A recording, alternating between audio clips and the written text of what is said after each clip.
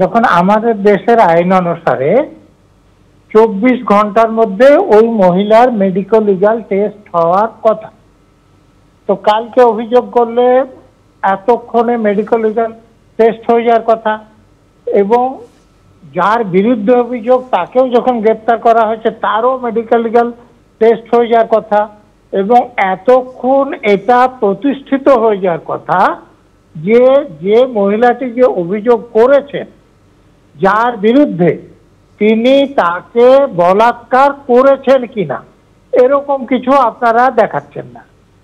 তো স্বাভাবিকভাবে আমার তো সন্দেহ হচ্ছে যে অভিযোগটা আদৌ সত্য কিনা। সাউথ ক্যালকাটা ল কলেজের পর এবার আইআইএম জোকার বয়েজ হস্টেলে ধর্ষণের অভিযোগ। দ্বিতীয় বর্ষের ম্যানেজমেন্ট পড়ুয়ার বিরুদ্ধে ধর্ষণের অভিযোগ উঠেছে। ওই পড়ুয়াকে গ্রেফতার করেছে হরিদেবপুর থানার পুলিশ। নির্যাতিতা অভিযোগ করেছেন কাউন্সেলিং সেশনের সুযোগের নাম করে তাকে ডাকা হয়েছিল। বয়েজ হস্টেলে ঢোকার পর সেখানে ভিজিটার্স বুকেও সই করতে দেওয়া হয়নি। নিজের প্রভাব খাটিয়ে ভিজিটার্স বুকে সই করতে দেয়নি অভিযুক্ত। আর এই গোটা ঘটনায় যে প্রশ্নগুলো উঠে আসছে তা হলো দেশের অন্যতম সেরা শিক্ষা প্রতিষ্ঠানে ধর্ষণের অভিযোগ। কসবা ল কলেজের পর এবার জোকা আইআইএম এ ধর্ষণ। কসবায় ধর্ষণের অভিযোগে গ্রেফতার হয়েছিলেন প্রাক্তন ছাত্র, আর জোকা আইআইএম এ ধর্ষণের অভিযোগে প্রতিষ্ঠানে পড়ুয়ার বিরুদ্ধেই অভিযোগ উঠছে। ভিজিটার্স বুকে এন্ট্রি ছাড়াই কিভাবে তরুণীকে নিয়ে যাওয়া হলো বয়েজ হস্টেলে? হস্টেলে ধর্ষণের অভিযোগ, কোথায় ছিলেন নিরাপত্তা রক্ষীরা? ধর্ষণে একজন জড়িত নাকি জড়িত একাধিক ব্যক্তি? এই প্রশ্নগুলো উঠছে। আমাদের প্রতিনিধি পার্থপ্রতিম ঘোষ রয়েছেন আমাদের সঙ্গে, সরাসরি চলে যাব। পার্থপ্রতিম, কি ঘটেছিল? নির্যাতিতা ঠিক কি অভিযোগ করেছেন?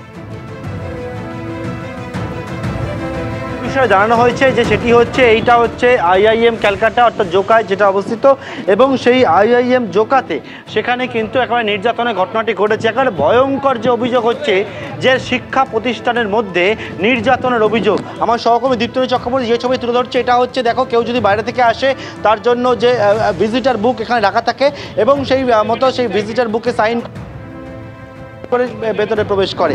কিন্তু অভিযোগ হচ্ছে সেটি হচ্ছে নির্যাতিতা যখন এখানে আসেন, আসার পরে যে অভিযুক্ত সে তাকে কিন্তু ভিজিটার বুকে সই করায়নি, তাকে ভেতরে নিয়ে চলে যায় এবং তার পরবর্তীকালে একেবারে সোজা যে জায়গায় আমরা দাঁড়িয়ে রয়েছি, এটা হচ্ছে আইআইএম জোকার যে ক্যাম্পাস, সেই ক্যাম্পাসের ঠিক গেটের বাইরে দাঁড়িয়ে রয়েছি। এখান থেকে একেবারে সোজা যে ক্যাম্পাস, যারা নিরাপত্তা রক্ষীরা রয়েছেন তারা বলছেন সব জায়গায় নিরাপত্তা রক্ষীরা সেখানে থাকে। তাহলে প্রশ্ন উঠছে, তাহলে এত যদি নিরাপত্তা রক্ষী থাকে তাহলে সেই নিরাপত্তা রক্ষীদের নিরাপত্তা ভেদ করে একজন বাইরে থেকে তরুণীকে নিয়ে আসে, তাকে একেবারে কাউন্সেলিংয়ের সুযোগ পাইয়ে দেওয়ার নাম করে তাকে ভেতরে নিয়ে গিয়ে হস্টেলের মধ্যে, হস্টেলটা কোন জায়গায়? হস্টেলটি হচ্ছে একেবারে এই যে জায়গা রয়েছে, আমরা গেট থেকে গিয়ে ভেতর দিকে যে প্রবেশ করার পর ডান দিকে যে জায়গা, সেখানে কিন্তু হস্টেল রয়েছে। সেই হস্টেলের মধ্যে তাকে নিয়ে যাওয়া হয় এবং নিয়ে গিয়ে খাবার, পিৎজা এবং পাশাপাশি কিন্তু একেবারে আমরা যেটা দেখতে পাচ্ছি যে এখানে কংগ্রেস কর্মীরা তারা এসছেন এবং এসে তারা একেবারে বিক্ষোভ দেখাচ্ছেন, তারা ভেতরে যেতে চাইছেন একদিকে। যেমন অন্যদিকে যে বিষয়ে তোমায় বলছিলাম যে ভেতরে নিয়ে যাওয়ার পরবর্তীকালে তাকে পিৎজা এবং পানীয় দেওয়া হয় এবং তার পরবর্তীকালে নির্যাতিতার অভিযোগ যে তখন সে তঞ্জাচ্ছন্ন হয়ে পড়ে এবং তারপরে তাকে বেরোনোর চেষ্টা করে তাকে মারধর করা হয়, তাকে যৌন নির্যাতন করা হয়, তাকে ধর্ষণ করা হয় বলে অভিযোগ। এবং যে জায়গায় ঘটনাটি ঘটে এটা হচ্ছে একেবারে শিক্ষা প্রতিষ্ঠান, এবং এই প্রিমিয়াম শিক্ষা প্রতিষ্ঠানের মধ্যেই ধর্ষণের অভিযোগ সামনে এসছে। এবং যেটা অভিযোগ যে নির্যাতিতা যখন জ্ঞান পেরে, তখন সংজ্ঞা পেরে ফিরে দেখতে পান যে হস্টেলের মধ্যে সে পড়ে রয়েছে এবং তার পরবর্তীকালে সেখান থেকে বেরিয়ে থানায় গিয়ে অভিযোগ দায়ের করেছে। সেই অভিযোগের পর পুলিশ এসছে, এখানে এসে পুলিশ ইতিমধ্যে ভেতরে গেছে যে জায়গায় এই রুম, হস্টেল রুম, সেখান থেকে নমুনা সংগ্রহ করেছেন এবং দ্বিতীয় বর্ষেরই কর্ণাটকের বাসিন্দা ম্যানেজমেন্ট পড়ুয়াকে গ্রেপ্তার করেছে। কিন্তু প্রশ্ন সেটা হচ্ছে যে নিরাপত্তা ব্যবস্থা কোথায়? প্রশ্ন সেটা হচ্ছে শিক্ষা প্রতিষ্ঠানে আবারও এরকম ধর্ষণের অভিযোগ সামনে এলো সাউথ ক্যালকাটা ল কলেজের পর এখানে কিন্তু এই একাধিক বিষয়গুলো নিয়ে প্রশ্ন উঠতে শুরু করেছে যে কিভাবে একজন যেটা বাইরে থেকে এলেন, কাউন্সিলিংয়ের সুযোগ পাইয়ে দেবেন নাম করে তাকে কিন্তু ভেতরে নিয়ে যাওয়া হলো এবং তারপর পরবর্তীকালে এরকম একটা মারাত্মক গুরুতর অভিযোগ সামনে এলো, সেটা হলো কীভাবে? এবং ইতিমধ্যে পুলিশ যারা জানাচ্ছে তারা কিন্তু সমস্ত বিষয় খতিয়ে দেখার কাজ শুরু করেছে। ঘটনার পিছনে যে পরিকল্পনা ছিল সেটা স্পষ্ট হয়েছে, কারণ যেহেতু যেটা অভিযোগ রয়েছে যে একেবারে খাবার খাওয়ার পরে তন্ত্রচ্ছন্ন হয়ে পড়ে, মানে খাবারে কিছু মিশিয়ে দেওয়া হয়েছিল, এবং সেক্ষেত্রে থেকে কিন্তু একেবারে তদন্তকারী মনে করছেন পূর্ব পরিকল্পনা করে শিক্ষা প্রতিষ্ঠানের পূর্ব পরিকল্পনার কথা উঠে আসছে। পার্থপ্রতিম, তুমি আমাদের সঙ্গে থাকো। পুলিশি তদন্ত এখন কোন পর্যায়ে রয়েছে জানবো। চলে যাব সরাসরি আমাদের প্রতিনিধি ময়ূক ঠাকুর চক্রবর্তীর কাছে। ময়ূক, দেখো, আর অল্প কিছু সময়ের মধ্যেই এই অভিযুক্ত দ্বিতীয় বর্ষের ম্যানেজমেন্ট পড়ুয়া তাকে নিয়ে হরিদেবপুর থানার পুলিশ আধিকারিকরা আলিপুর কোর্টে যাবেন।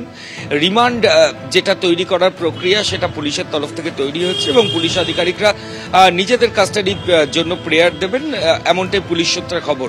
গোটা ঘটনার সূত্রপাত গতকাল অভিযোগকারিণী তরুণী তিনি প্রথমে ঠাকুরপুকুর থানায় এবং পরবর্তী ক্ষেত্রে হরিদেবপুর থানায় অভিযোগ করেন এবং অভিযোগ করে যেটা তিনি জানান যে এই ম্যানেজমেন্ট পড়ুয়ার সঙ্গে তার পরিচয় হয়, সে তাকে কাউন্সিলিং এর কথা বলে ডাকে এবং ডাকার পর তাকে হস্টেলের মধ্যে নিয়ে গিয়ে কলেজ ক্যাম্পাসের মধ্যে নিয়ে গিয়ে হস্টেলে গিয়ে তার উপর শারীরিক নির্যাতন চালায় এবং এই শারীরিক নির্যাতন চালানোর আগে তাকে পিৎজা জাতীয় কোনো খাবার খেতে দেওয়া হয়েছিল, যেটা খাওয়ার পর ড্রাউজি হয়ে যায় এই অভিযোগকারিণী এবং তারপর এই যাবতীয় ঘটনা ঘটে। কিন্তু কয়েকটা জিনিস নিয়ে প্রশ্ন উঠছে। সেকেন্ড ইয়ারের ম্যানেজমেন্ট পড়ুয়া তিনি, তাকে ধর্ষণের অভিযোগে পুলিশ আধিকারিকরা গ্রেফতার করলেন।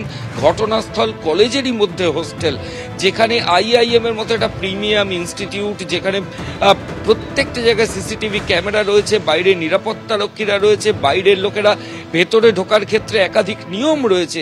সেখানে একজন ম্যানেজমেন্ট পড়ুয়া কিভাবে এই অভিযোগকারিণী তরুণীকে তাকে নিয়ে কলেজের মধ্যে এলেন? Number one. নাম্বার টু হচ্ছে কলেজের হোস্টেলে তো আরও পড়ুয়াদের থাকার কথা, সেখানে বাকি পড়ুয়ারা কেউ প্রতিবাদ করলো না কেন? তারা কেন এই অভিযোগকারিণীকে বাঁচালো না? কেন এই অভিযুক্তর হাত থেকে তাকে রক্ষা করলো না? এই জিনিসগুলোও কিন্তু প্রশ্ন উঠছে যে তাহলে কি বাকিদের আড়াল করে গোটা ঘটনা ঘটেছে, অর্থাৎ বাকি পড়ুয়ারা বুঝতেই পারেননি এই গোটা ঘটনা, এবং সেটাকে আদৌ সম্ভব? নিরাপত্তা রক্ষী থেকে কোনো পড়ুয়া কেউ কিছু বুঝতে পারলেন না? পুলিশের যেটা বক্তব্য যে এই গোটা ঘটনায় তারা কমপ্লেন তো পেয়েছেন, কিন্তু তারা একাধিক ব্যক্তিকে জিজ্ঞাসাবাদ করবেন। এই আইআইএম ক্যালকাটার যারা নিরাপত্তা রক্ষী তাদের তো জিজ্ঞাসাবাদ করা হবেই, হোস্টেলের যিনি সুপার রয়েছেন, হোস্টেলের নিরাপত্তার দায়িত্বে যারা রয়েছেন, গেটের ডিউটিতে যারা রয়েছেন, প্রত্যেকের সাথে পুলিশ আধিকারিকরা আলাদা করে ডেকে কথা বলবেন। এবং ইতিমধ্যেই ধর্ষণের ধারায় মামলা রুজু হয়েছে। এর পাশাপাশি এই ধর্ষণের আগে কিছু খাবার খাওয়ানো হয়েছিল, যার জন্য ওই কমপ্লেনেন্ট অভিযোগকারিণী তিনি ড্রাউজি হয়ে গেছিলেন, ফলত সেই সেকশনও কিন্তু অ্যাড করা আছে। আর অল্প কিছু সময়ের মধ্যেই কোর্টে ফরওয়ার্ড করা হবে। বেশ কিছু প্রশ্নের উত্তর এখনো তদন্তকারী আধিকারিকরা খোঁজার চেষ্টা করছেন এবং ঠিক সেই কারণেই তারা অভিযোগকারিণীর সঙ্গে কথা বলছেন এবং এর পরবর্তী ক্ষেত্রে অভিযোগকারিণীর গোপন জবানবন্দির যে প্রসেস সেটাও পুলিশের তরফ থেকে ইনিশিয়েট করা হবে, এমনটি জানা যাচ্ছে।